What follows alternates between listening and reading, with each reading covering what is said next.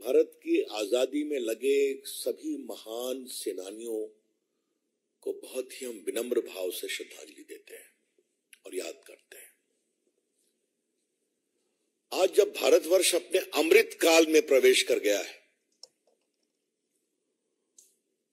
और 2047 में 2047 में अपनी आजादी के 100 वर्ष पूरे करेगा, तो हमारे लोकप्रिय प्रधानमंत्री नरेंद्र मोदी जी ने एक बहुत बड़ा आह्वान किया है। जब अमृत काल 75 ईयर्स चल रहा है, उन्हें 3 आह्वान किया है। परिवारवाद भारत छोड़ो, भ्रष्टाचार भारत छोड़ो, तुष्टीकरण भारत छोड़ो।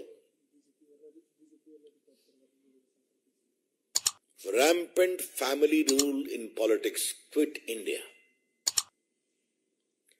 Stinking corruption, quit India. Appeasement politics, quit India. आज हम आपके सामने आए हैं ये बताने के लिए कि ये क्यों आवश्यक है। देश के लोकतांत्रिक अस्तित्व को अगर बचाना है तो इन तीनों को भारत छोड़ना पड़ेगा।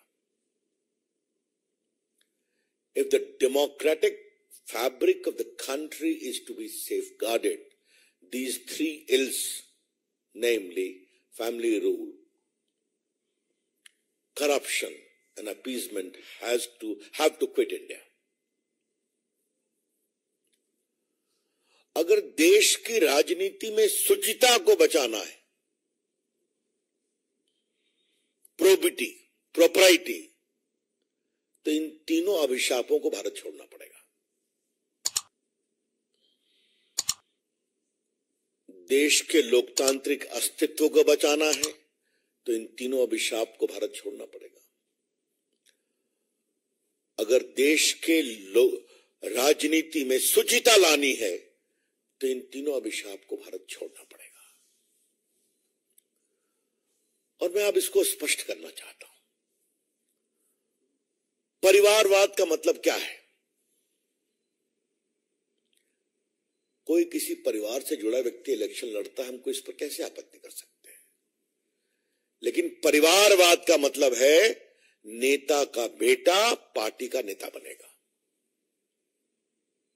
या बेटी। सिर्फ नेता ही नहीं बनेगा, वो प्रधानमंत्री भी बनेगा या प्रधानमंत्री का दावेदार होगा, या मुख्यमंत्री बनेगा या मुख्यमंत्री का दावेदार होगा। इसे हम कहते हैं परिवारवाद, जहां साधारण पार्टी के कार्यकर्ता नेताओं के लिए कोई जगह नहीं है।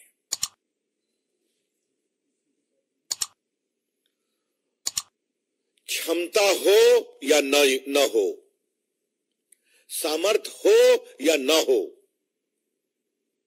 नेता वही बनेगा, पीएम वही बनेगा या पीएम का दावेदार बनेगा, सीएम वही बनेगा या सीएम का दावेदार बनेगा, और पार्टी का बॉस बनेगा। अब मैं उसको कुछ उदाहरण से आपको स्पष्ट करना चाहता हूं। राहुल गांधी जी की पैकेजिंग, रीपैकेजिंग होती रहती है। कांग्रेस के लोगों को तय करना है, लेकिन कभी कांग्रेस के लोग ये विचार करते हैं कि राहुल गांधी की नेतृत्व की क्षमता कितनी है भारत ऐसे महान देश के नेता बनने के लिए। कल हम लोग भी संसद में उत्सुकता पूर्वक प्रतीक्षा कर रहे थे, क्योंकि कांग्रेस का ऑफिशियल ट्वीट आया, जन नायक राहुल गांधी बोलने वाले हैं। अब थोड़ा हम लोग आश्चर्य में पड़ गए। संजय जी और हम दोनों लोकनायक जयप्रकाश के सिपाही रहे हैं बिहार में आंदोलन में, तो लोकनायक तो सुना था, अब जननायक एक नया नाम आ गया। आप लोगों को मालूम होगा बिहार में एक बहुत लोकप्रिय नेता हुआ करते कर्पूरी ठाकुर,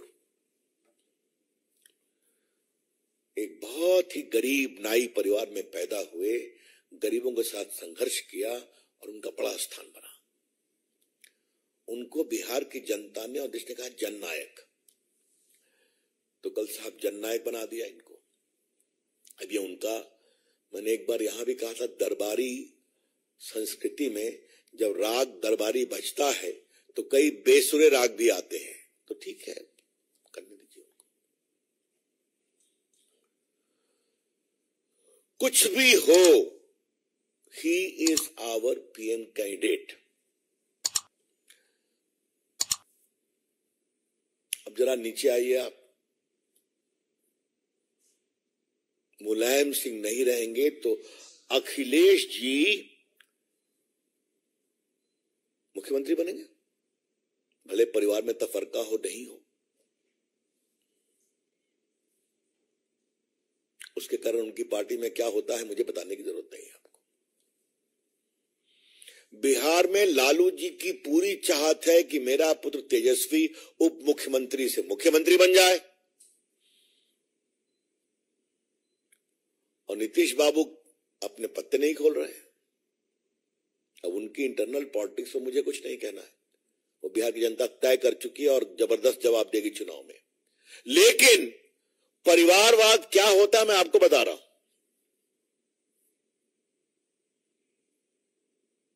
तो मैंने केंद्र बताया, मैंने उत्तर प्रदेश बताया, मैंने बिहार बताया। आप जरा बंगाल चलिए। बंगाल में गया था, जो अत्याचार ग्राम पंचायत चुनाव में हुआ था, देखने के लिए। वहां ये आम चर्चा है कि अभिषेक अपनी पारी के इंतजार में बेसब्र हो रहे हैं। अब वहां पुत्र नहीं है तो भतीजे आ गए। अब जरा दक्षिण चलिए। तमिलनाडु में कौन राज कर रहा है? तो करुणानिधि के पुत्र हैं।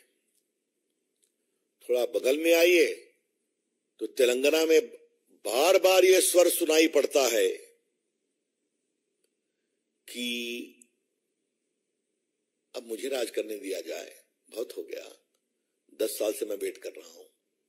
आप खुद समझ रहे हैं मैं क्या कह रहा हूं। तो ये पूरा जो है परिवारवाद का एक छोटा नक्शा मैंने आपके सामने रखा है। परिवारवाद मतलब पार्टी का नेता पिता या माता जी के बाद पुत्र या पुत्री बनेगी, प्रधानमंत्री बनेंगे या प्रधानमंत्री के दावेदार बनेंगे, मुख्यमंत्री बनेंगे या मुख्यमंत्री के दावेदार बनेंगे। इसका दूसरा विभत्स स्वरूप क्या है? कुछ करना नहीं है, गद्दी तो मेरी है। तो ना लोकतांत्रिक उत्तरदायित्व है ना कुछ और है। कुछ भी कर लो, मेरी अपनी जगह तो रहेगी, बिल्कुल रहेगी। तो family rule is inherently undemocratic and irresponsible. परिवारवाद आदतन अलोकतांत्रिक और गैर जिम्मेवार होता है। ये बात मैं कहना चाहता हूं। भ्रष्टाचार और तुष्टीकरण पर मैं आता हूं। तो जो इंडिया अलायंस है इसको घमंडिया कहा गया है, and they fully deserve it. घमंडिया अलायंस। जब परिवारवाद की पार्टियां जुटती हैं तो क्या अहंकार आता है, मैं उसकी बात कहना चाहता हूं। सरदार पटेल देश के इतने बड़े नेता थे, उनकी स्टैच्यू ऑफ यूनिटी लगी है गुजरात में।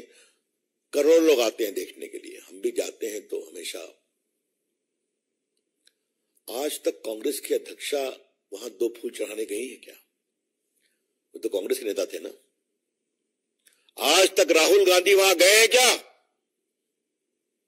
आज तक कांग्रेस के गुजरात के नेता वहां गए हैं क्या?